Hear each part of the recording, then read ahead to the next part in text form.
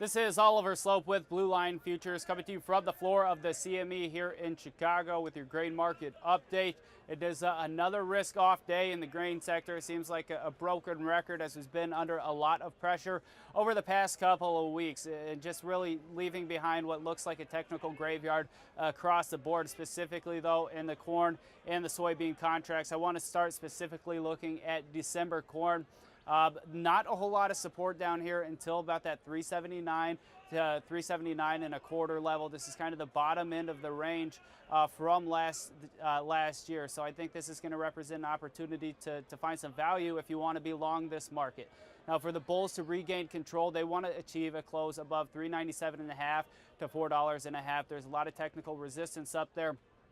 Obviously, it seems a little bit further away now, but a failure to get out above there keeps the bears in control and limits any rallies to just a relief rally. A lot of attention continuing to be on weather as we go through this pivotal time of year. Now, as far as the soybeans are concerned, same type of thing. We've taken a big haircut over the past couple of weeks. We have funds likely net short at this point in time. If you look back just 2 weeks ago, they were net long over 100,000 contracts. So they've peeled back quite a bit. Wouldn't be surprised to see them net short here in the next commitment of traders report. As far as the technical levels go, not a whole lot of support for new crop November until 939. Now, with that said, the RSI, or the relative strength index, is the most oversold it has ever been for this specific contract. So I wouldn't be surprised to see a relief rally. But a rally is just going to be a relief rally until the bulls can manage to stabilize above 967 to 970.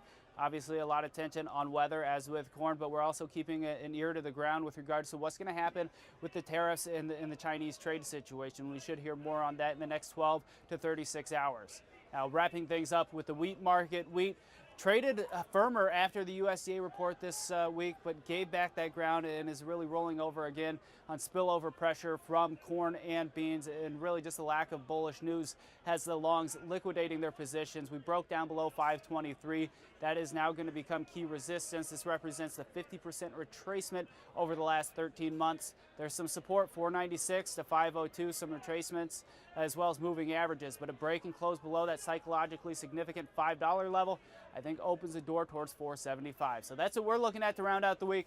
That's what you should be looking at too. This has been Oliver Slope with Blue Line Futures from the floor of the CME.